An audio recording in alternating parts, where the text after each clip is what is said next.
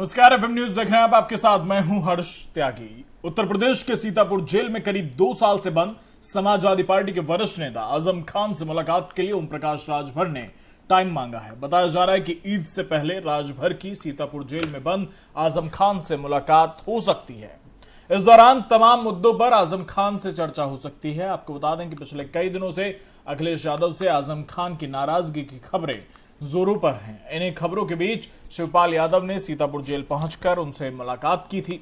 शिवपाल यादव ने खुद एक बयान में कहा कि ईद के बाद नई पार्टी बनाने पर बैठक होगी, जबकि वो शुरुआत से ही आजम खान के पक्ष में रहे हैं। हालांकि मीडिया से बात करते हुए ओम प्रकाश राजभर ने यह भी कहा है कि बीजेपी के कहने से शिवपाल यादव ने यह मुलाकात की।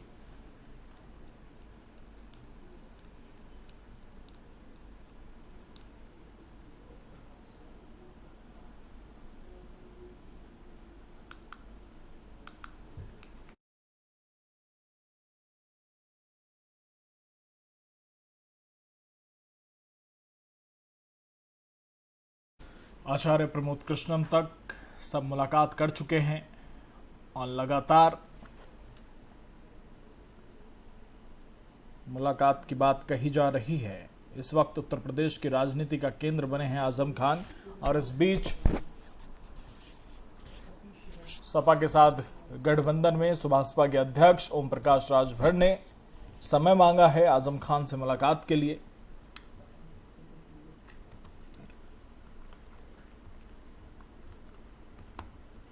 रूठने और मनाने का दौर उत्तर प्रदेश में समाजवादी पार्टी में चल रहा है और कयास ये लगाए जा रहे हैं कि ओम प्रकाश राजभर जब मुलाकात करने जाएंगे तो कई अहम मुद्दों पर बातचीत करेंगे, और जिस तरह कयासों का दौर चल रहा है उन कयासों के दौर को खत्म करने की अपील भी वो आजम खान से कर सकते हैं।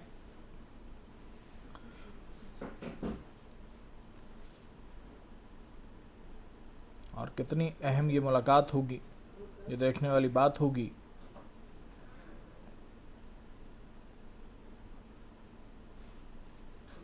शिवपाल के बाद अब सुभाषपा अध्यक्ष ओम प्रकाश राजभर ने आजम खान से मिलने का समय मांगा है।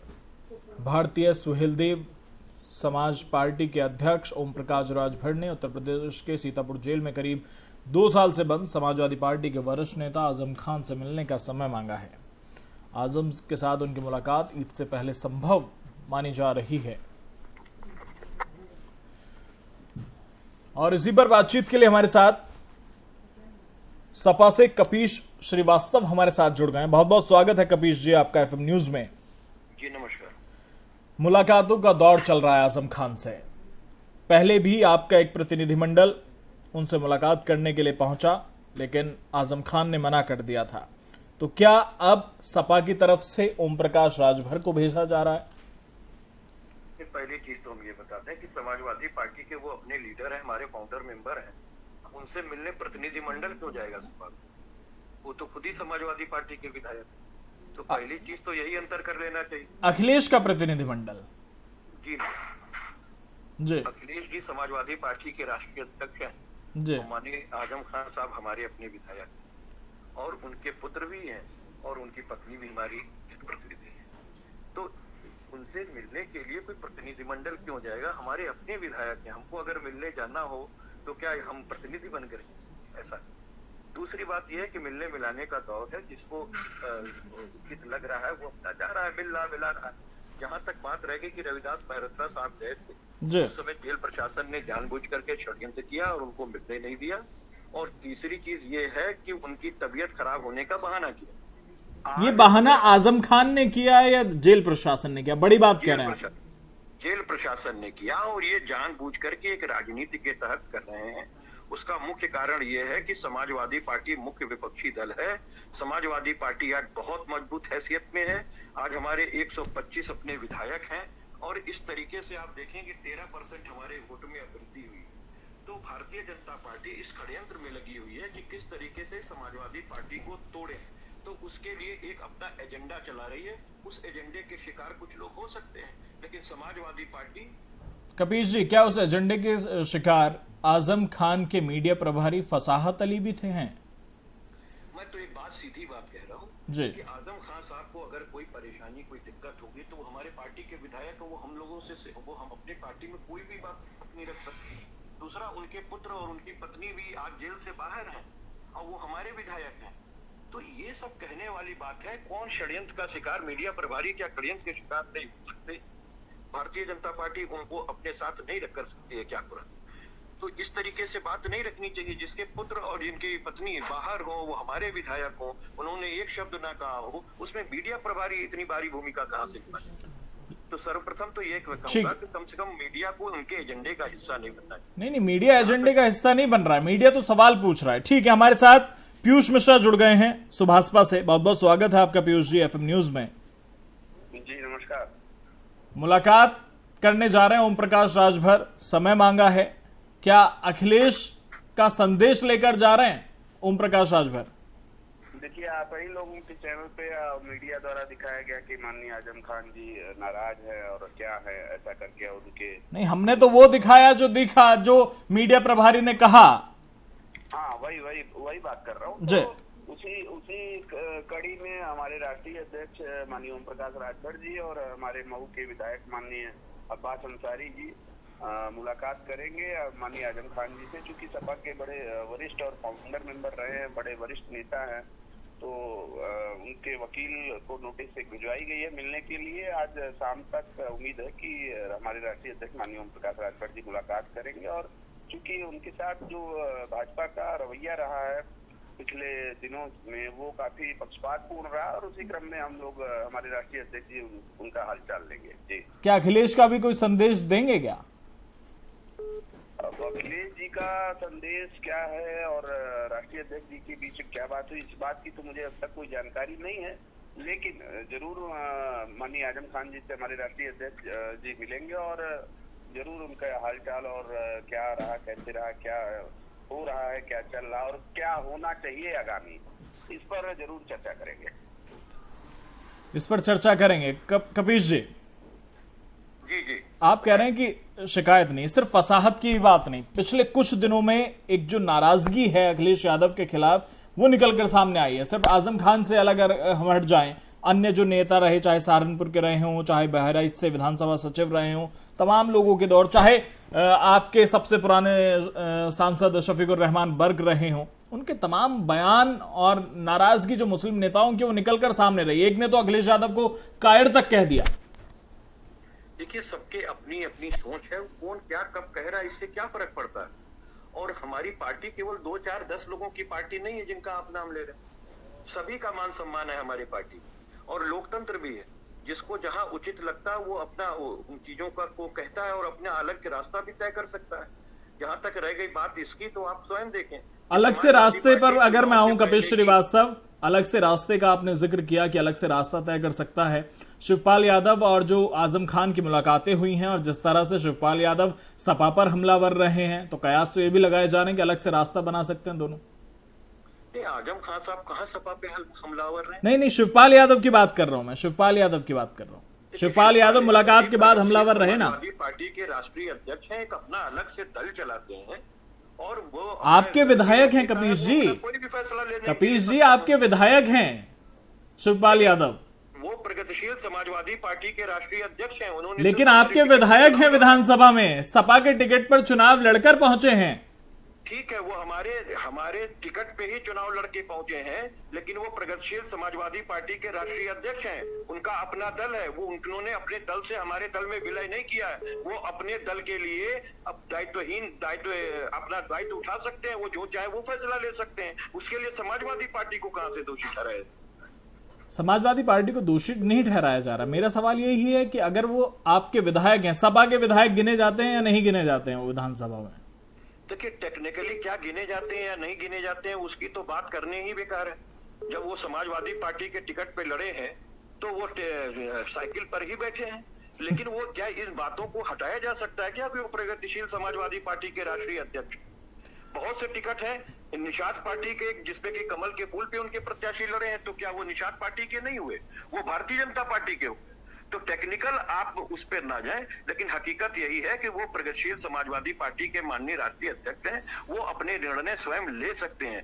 विपक्ष में बैठना आसान काम नहीं होता है, और विपक्ष में वही व्यक्ति बैठ सकता है जिसको सत्ता लोलुपता ना हो, सत्ता की कोई विशेष चाहत ना हो, केवल व्यवस्था परिवर्तन के लिए सत्ता चाहता है। पीयूष जी, वो समाजवादी पार्टी मुख्य विपक्षी दल है, और हम भारतीय जनता पार्टी का हर स्तर पर ओम प्रकाश राजभर ने विरोध करते रहेंगे। ठीक है, बाकी किसको कहाँ जाना है, कैसे क्या करेगा, वो अपनी पार्टी के लिए क्या करेगा, उसके लिए सभी स्वतंत्र है। यही लोकतंत्र है। ठीक है पीयूष जी, ओम प्रकाश राजभर ने मीडिया से बात करते हुए कहा कि शिवपाल यादव की जो मुलाकात है ये बीजेपी के प्रभाव में की हुई मुलाकात है। देखिए, हमारे राष्ट्रीय अध्यक्ष माननीय ओम प्रकाश राजभर जी ने एक बात और भी कही थी इसके साथ कि ये एक औपचारिक मुलाकात भी हो सकती है। ठीक है, तो इसको अब दोनों आप अर्थों में लेके चलिए। और मैंने अपने पहले स्टेटमेंट में मैंने आपको कहा यह बात कि हमारे राष्ट्रीय अध्यक्ष माननीय ओम प्रकाश राजभर जी और हमारे मऊ विधायक अब्बास अंसारी जी जाके माननीय आजम खान जी से जेल में मुलाकात करेंगे, और पिछले 2.5 सालों में क्या क्या उनके साथ हुए, क्या बर्बरता हुई, इन सब की जानकारी लेंगे, और आने वाले दिनों में हम लोग और क्या कर सकते हैं इस बात की भी चर्चा करेंगे। तो जो मेरी आखिरी लाइन है कि आने वाले दिनों में और क्या कर सकते हैं, इसमें भी थोड़ा गौर करें। जी ठीक है, बहुत धन्यवाद पीयूष जी, बहुत धन्यवाद कपीश जी आपका तमाम बातचीत के लिए।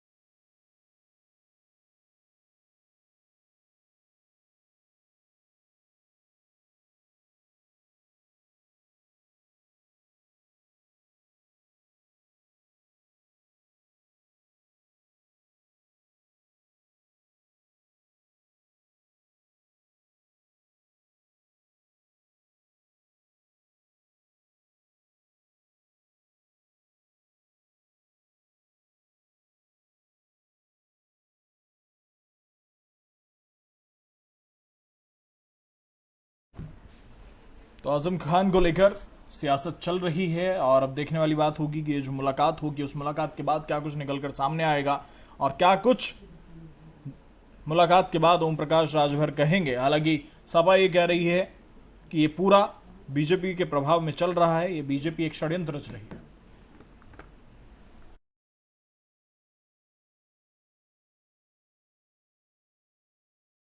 उत्तर प्रदेश के मुख्यमंत्री के निर्देश पर 18 कैबिनेट मंत्रियों ने कई जिलों का दौरा किया। मंत्रियों ने जमीनी स्तर पर सरकारी योजनाओं के बारे में जायजा लेने के लिए अधिकारियों और जनता से बात की। मंत्रियों के साथ एक बैठक के दौरान सीएम योगी ने हाल ही में उन्हें स्थानीय स्तर पर सरकार के कामकाज के बारे में पूछताछ के लिए उनके नाम पर सूचीबद्ध जिलों में जाने के निर्देश दिए थे। कार्यक्रम के तहत डिप्टी सीएम केशव प्रसाद मौर्य और कैबिनेट मंत्री नंद गोपाल नंदी ने शुक्रवार को मथुरा और बरेली का दौरा किया।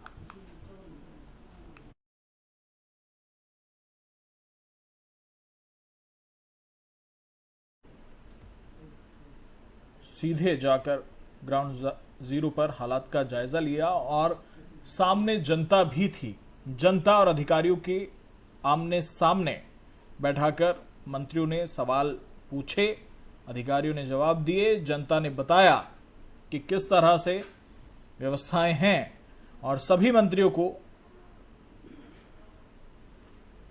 यह आदेश दिए गए थे कि वो संबंधित जिलों में जाएं, मुलाकात करें, ग्राउंड जीरो पर हकीकत जानें, और जो सरकार की योजनाएं हैं वो जनता तक पहुंचें।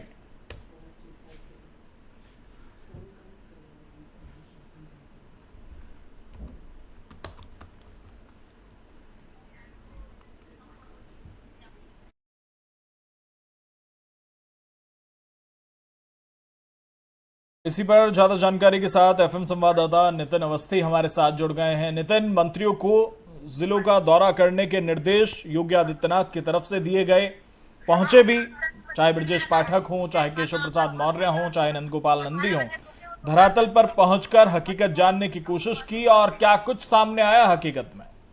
बिल्कुल आपको बताना चाहूंगा कि कल पूरे time Brajesh Pathak deputy CM Varanasi में रहे। उन्होंने दलित बस्तियों में गए थे, वहां पर भोजन किया और साथ साथ काफी समय व्यतीत किया। वहीं केशव प्रसाद मौर्य की बात कर ली जाए तो वो आगरा जोन में रहे। उसके अलावा जितने भी मंत्री थे, चाहे वह सूर्य प्रताप शाही हो, वो मेरठ मंडल में रहे पूरे टाइम, और सुरेश खन्ना लखनऊ मंडल में कल पूरा भ्रमण करते रहे। काकोरी, मलियाबाद, माल, जितने भी ग्रामीण क्षेत्रों में वहां तक पहुंचे थे। स्वतंत्र देव सिंह मुरादाबाद मंडल में कल भ्रमण किया। बेबी रानी ने झांसी मंडल में भ्रमण किया। चौधरी लक्ष्मी नारायण ने अलीगढ़ में भ्रमण किया। जय सिंह ने चित्रकूट मंडल का कहीं ना कहीं भ्रमण किया और धर्मपाल सिंह गोरखपुर में रहे। नंद कुमार नंदी जो बरेली में थे आज मथुरा के लिए रुख करेंगे। अनिल राजभर प्रयागराज में रहे। जितिन प्रसाद कानपुर में, उन्होंने कानपुर देहात का रुख किया था। वहां पे जनता से रूबरू हुए थे, वहां की समस्याएं से को जाना। राकेश सचान देवी पाटन में रहे। अरविंद शर्मा अयोध्या मंडल में उन्होंने पूरा जायजा लिया और योगेंद्र उपाध्याय सहारनपुर मंडल में रहे। आशीष पटेल बस्ती में रहे। संजय निषाद आजमगढ़ में रहे। तो कुल मिलाकर जितने भी मंत्री थे, 18 कैबिनेट मंत्री, ये सब अपने अपने क्षेत्रों में निकल चुके थे और 3 दिन का जो उनका टूर है उस पर लगातार वो भ्रमण करते रहे और वहां पे जो लोगों की समस्याएं थी उससे रूबरू हुए और लोगों के साथ बैठकर उन्होंने कई ऐसी समस्याओं का निराकरण निकालने की बात कही। कैबिनेट जो मंगलवार को बैठक होगी उसमें कई सारे निर्णय लिए जा सकते हैं, क्योंकि जनता को जो चाहिए वो सरकार 2.0 उनको देना चाहती है। इसीलिए मंत्री जो सरकार आपके द्वार जाने की बात कही जा रही है। इसलिए सरकार के जितने भी नामिंदे, कहीं ना कहीं नितिन, कोशिश है योगी आदित्यनाथ की जो जनता और सरकार के बीच की दूरी है उसे और कम किया जा सके। इसलिए चाहे मुख्यमंत्री आवास में जनता दर्शन कार्यक्रम हो, चाहे अपने मंत्रियों को जिलों में भेजकर दौरा करने की बात हो।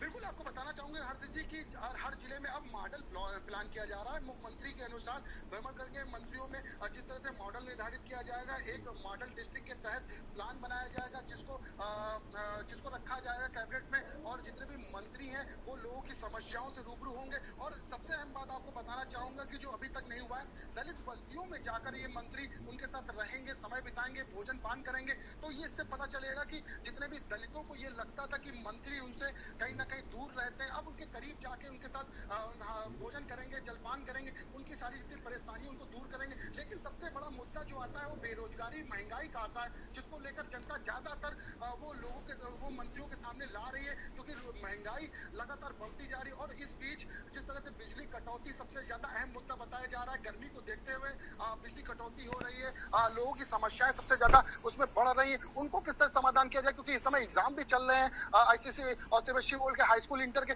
उनको देखते हुए जो बच्चों के ऊपर ज्यादा प्रॉब्लम आ रही है उनको कहीं ना कहीं रखा गया है। ऊर्जा मंत्री के सामने, AK शर्मा जी के सामने रखा गया। और आपको बताना चाहूंगा कि लगातार जितने भी कैबिनेट मंत्री हैं वो अपने अपने जो इलाकों में गए हुए थे, वो 3 दिन बिताएंगे, यानी शुक्र, शनिचर और रविवार, यानी वो 3 दिन रहेंगे जनता के बीच और उनकी जितनी भी समस्याएं सबको दूर करने के लिए वह कुछ ना कुछ रणनीति बनाएंगे, योजनाएं लाएंगे, जिससे उनकी समाधान निकल जाएगा। जी बहुत धन्यवाद नितिन आपका तमाम जानकारी के लिए।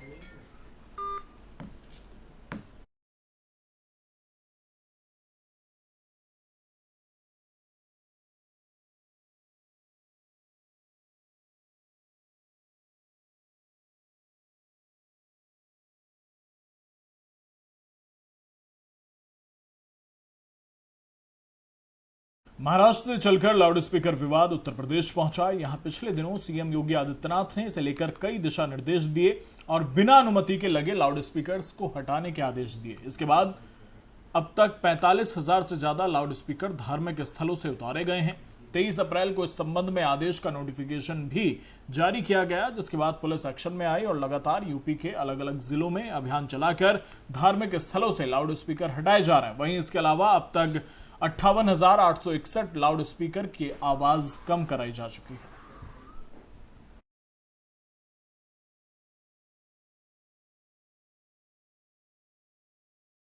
दिल्ली के विज्ञान भवन में सीएम और उच्च न्यायालय के मुख्य न्यायाधीशों के संयुक्त सम्मेलन का आयोजन हुआ और इस कार्यक्रम में पीएम मोदी भी शामिल हुए। क्या कुछ कहा पीएम मोदी ने इस दौरान, सुनिए। देश में न्याय की देरी को कम करने के लिए सरकार अपने स्तर से हर संभव प्रयास कर रही है। हम जुडिशियल स्ट्रेंथ को बढ़ाने के लिए प्रयास कर रहे हैं। जुडिशियल इंफ्रास्ट्रक्चर को बेहतर करने की कोशिश चल रही है। केस मैनेजमेंट के लिए आईसीटी के इस्तेमाल की शुरुआत भी की गई है। सबऑर्डिनेट कोर्ट्स और डिस्ट्रिक्ट कोर्ट से लेकर हाई कोर्ट तक वैकेंसीज को भरने के लिए भी प्रयास हो रहे हैं।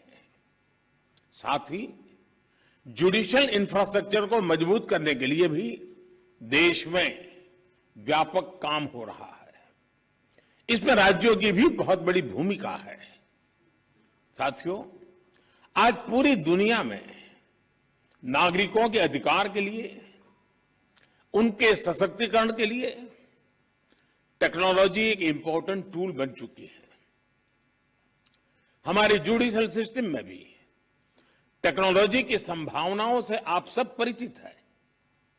हमारे ऑनरेबल जजेस समय समय पर इस विषय में विमर्श को आगे भी बढ़ाते रहे हैं। भारत सरकार भी जुडिशियल सिस्टम में टेक्नोलॉजी की संभावनाओं को डिजिटल इंडिया मिशन का एक जरूरी हिस्सा मानती है।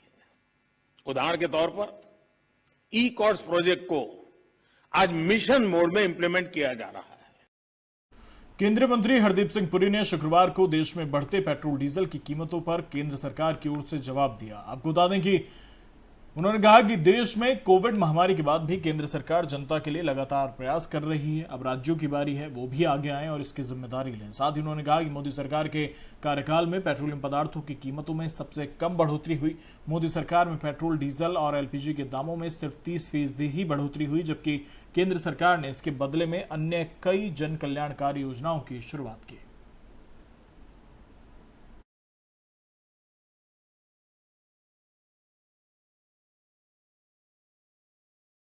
देश की राजधानी समेत कई राज्यों में कोयले की किल्लत के चलते बिजली संकट पैदा होते दिख रहा है। कुछ राज्यों में 7 से 8 घंटे बिजली कटौती देखने को मिल रही है। वहीं पंजाब के उप मुख्य अभियंता संजीव प्रभाकर ने एक बयान जारी करते हुए कहा कि राज्य में कोई कोयले की कमी नहीं है। संजीव प्रभाकर ने कहा कि गर्मी के दिनों में भीषण गर्मी के कारण बिजली की मांग में 30 से 40% की वृद्धि हुई है।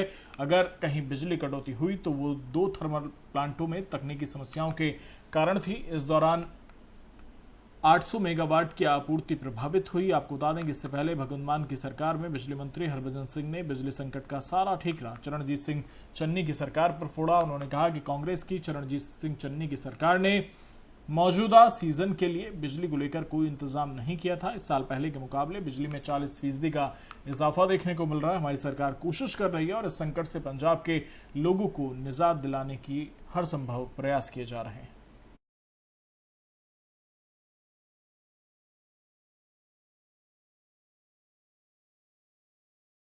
पंजाब के पटियाला में हिंदू संगठनों ने पुलिस के आश्वासन के बाद अपना धरना खत्म कर दिया। पुलिस के आश्वासन के बाद हिंदू संगठन ने 48 घंटे के लिए धरना खत्म करने की बात कही है। साथ ही पुलिस से इस मामले में कार्रवाई की मांग की गई है। आपको बता दें कि पटियाला में शिवसेना, हिंदुस्तान और खालिस्तान समर्थकों के बीच हुई हिंसा के दौरान काली माता के मंदिर में भी कुछ अराजक तत्वों की ओर से हमला किया गया था, जिसके बाद हिंदू संगठनों ने मामले पर कठोर कार्रवाई की मांग की है।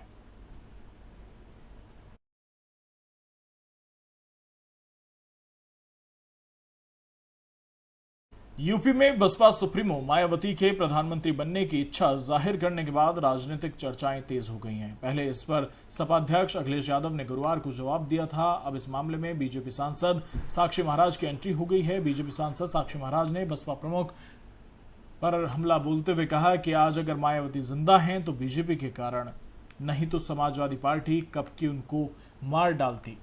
वहीं उन्होंने शिवपाल और अखिलेश यादव पर भी हमला बोलते हुए कहा कि यह उनका पारिवारिक मामला है।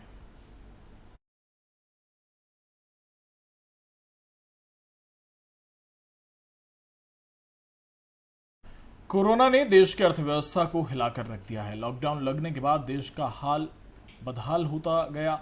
आपको बता दें कि आरबीआई ने बताया कि देश को इससे उबरने में लगभग 12 साल लग जाएंगे। केंद्रीय रिजर्व बैंक की रिसर्च टीम की ओर से एक रिपोर्ट जारी की गई, जिसमें बताया गया कि कोरोना की वजह से देश की अर्थव्यवस्था को काफी नुकसान हुआ है और पिछले 3 सालों में भारत को उत्पादन में करीब 50 लाख करोड़ से भी ज्यादा का नुकसान झेलना पड़ा। वहीं आरबीआई की रिपोर्ट के मुताबिक भारत को कोरोना से हुए नुकसान से निपटने में साल 2034 से 2035 तक का समय लग सकता है।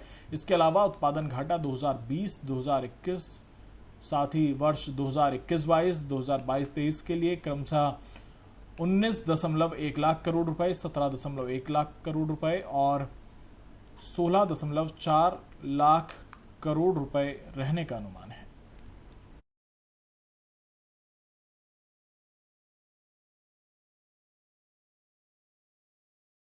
तो फिलहाल मेरे साथ इतना ही। बने रहिए एफएम न्यूज के साथ। नमस्कार।